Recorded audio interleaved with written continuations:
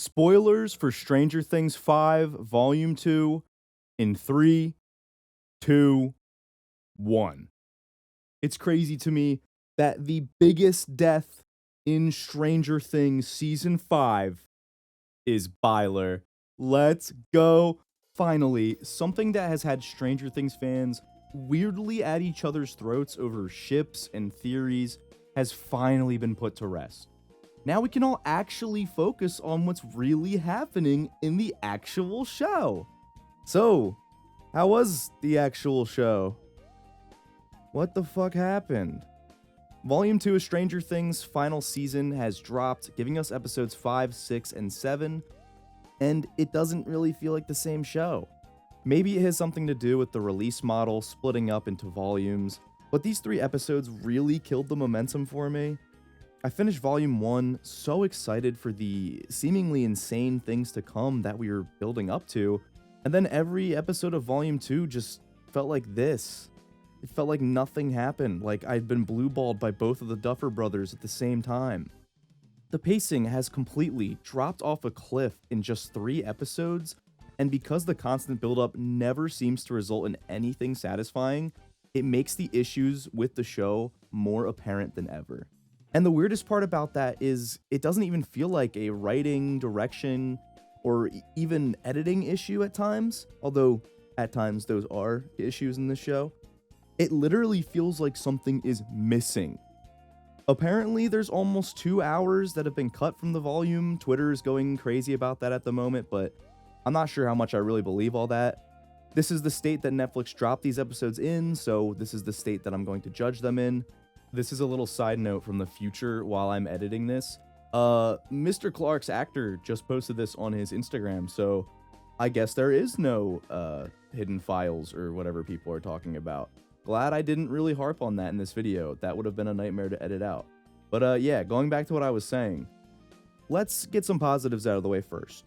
Will taking over Vecna to save Max and Holly is a top moment for the series, something that perfectly followed up the reveal of him being able to use Vecna's powers.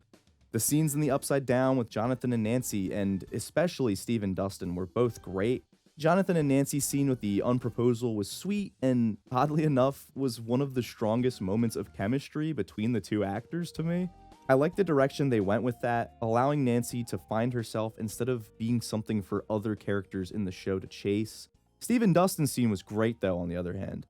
It's one of the best moments in the volume, reminding us that Gaten Matarazzo and Joe Keery are still some of the strongest actors in the entire cast.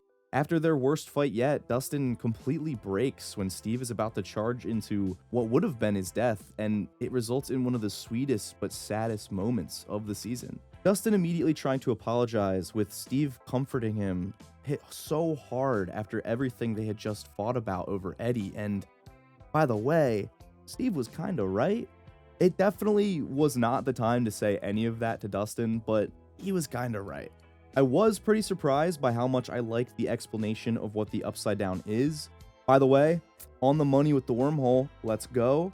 It's a cool addition that expands on what we've already seen from when Eleven banished Vecna to the Abyss. I really like the visual of it being the inverse of the Upside Down, so when Holly broke through the ground, she began falling through the sky towards the Upside Down. Another cool addition to things we've already seen is the reveal that Will built the tunnels in Season 2. I never realized there wasn't a straight answer for how they got there, but it being Will tapped into the hive mind is pretty sweet. And then everything going on with Dr. K's experiment, it adds up. I do like the retcon that it's Henry's blood that made all the Rainbow Room kids special. I feel like we all knew it wasn't just pregnant ladies with LSD. But I just don't really care for this plot point because I feel the Kali heel turn is way too obvious, and Dr. K hasn't been very fleshed out, so I don't really expect her to be a big force in the finale. Another great moment in this volume is Will coming out to the main cast of characters. I mean, not even just the main cast, it's like every single character in the show in this room, which is a little distracting. But regardless, it was a very sweet moment. Will realizing he needs to get this out there so Vecna can't use it against him in the coming battle, and just being fully honest with everyone around him. I am glad we got the "he was just my Tammy" moment. All jokes aside, the Byler stuff is incredibly delusional and was never going to happen. No offense if you wanted it to. I'm glad that this was included because it was very clear from the dialogue he shared with Robin that this was the angle they were going for. Pretty well acted, pretty sweet moment. I love Robin and Jonathan's reaction to what Will was saying and that sense of pride that they had on their face. Just a little drawn out, I will say. By far, though, the biggest thing that happened this volume was the return of Max and the reunion between her and Lucas. Just like with Joe and Gaten, this scene reminds us how good Sadie Sink and Caleb McLaughlin are on screen together. It even plays the same musical motif as when he held her at the end of season 4, but this time has an opposite bittersweet effect as we're so happy to see them together again. It is an amazing moment, but the best part of it is that we never have to see one of these stupid scenes where she stands in front of the portals in Henry's mind again. Seriously, the first time she was in Vecna's mind, the second she broke free, she was hauling ass to escape. Max, you are 1 for 2 on escape attempts. You're shooting 50%.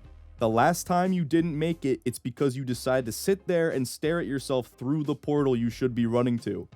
Why are we taking so much longer this time?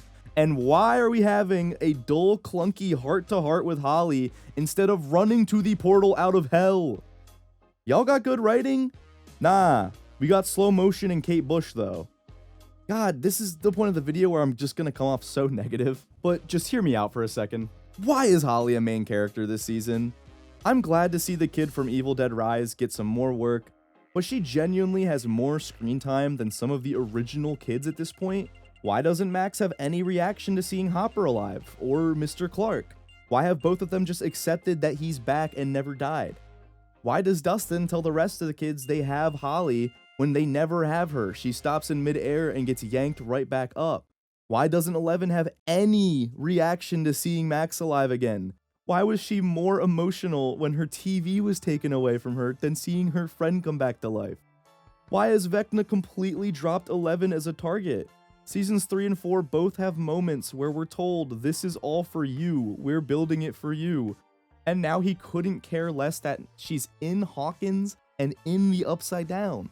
I know the information is out there, so it's not like inaccessible in any way, but I think it is so dumb that there's so much context hidden behind a stage play for this series. Netflix should have just released a recorded version on streaming or something before this season because they keep leaning into it and then cutting away before any concrete information is given. You wouldn't even know the Abyss is Dimension X if you hadn't Googled it or seen it in one of the 2 cities in the world it's playing right now. That is Kingdom Hearts level tomfoolery. The fact that they did this exact shot from Rise of Skywalker is such a bad omen for the finale, by the way. The upcoming finale has a runtime of 2 hours and 5 minutes, with an epilogue reportedly being around 40 minutes. I do not think they can wrap everything up in an hour and 20. I said it in my last video on Stranger Things, but Karen and Ted making it out alive of what should have been such a deadly encounter really set the tone for the rest of the season that everyone is safe and no main cast will die. That being said, if it does happen in the finale, if any of the characters do die, it's still not going to hit as hard for me because it feels like nothing has happened. I don't need any of the characters to die. That's not what I'm trying to say. It just feels like there's no stakes and the show is constantly building up to a climax that never happens. This, paired with how the volume has played out, just makes me really think the Duffers are approaching the series finale in the safest way possible. So because of that, we're going to be predicting this finale in the goofiest, most fun way possible. Shout out to Rob for the idea. Go buy some art from him. He's the GOAT. But we're going to be making a bingo card. I'm not expecting to be on the money entirely or anything, but there's a few I'm pretty locked in on, and if I am right about one of them, I am going to lose my mind. If I can hit bingo at all, though, I am the Stranger Things prophet. All right.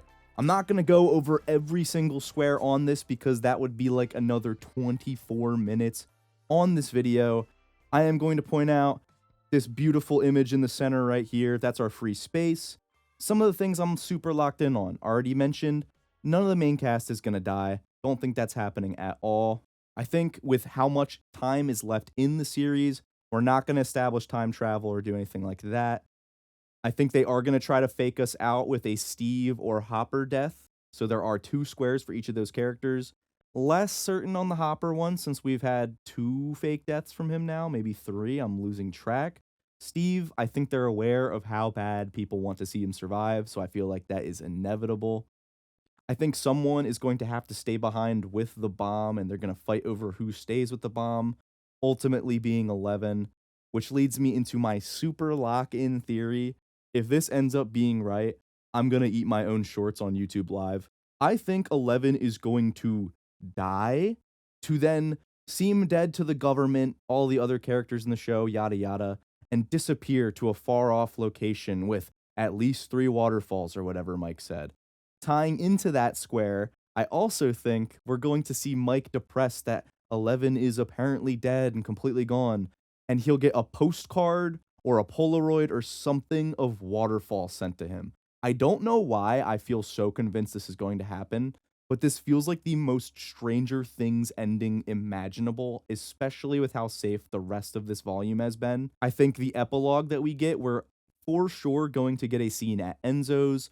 We have 2 different couples that have been promised a date at Enzo's.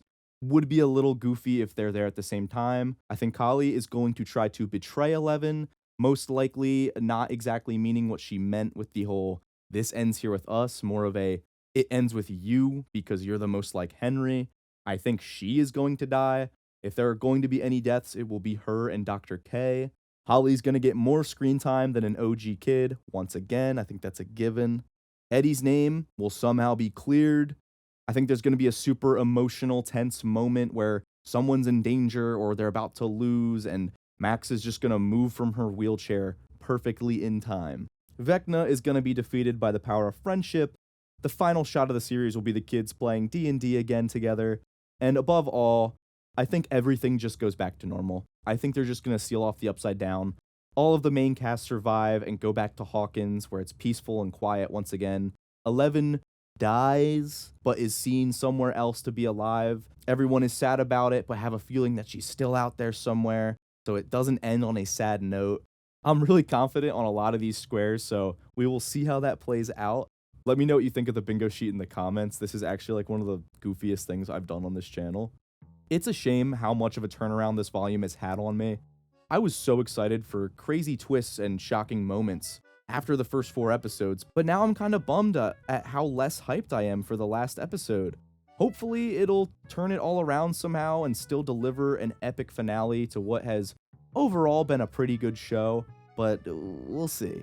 Thank you for checking out the video. Let me know what you thought of this volume of Stranger Things in the comments. Be sure to like and subscribe and all that stuff, and I will see you guys in the next one.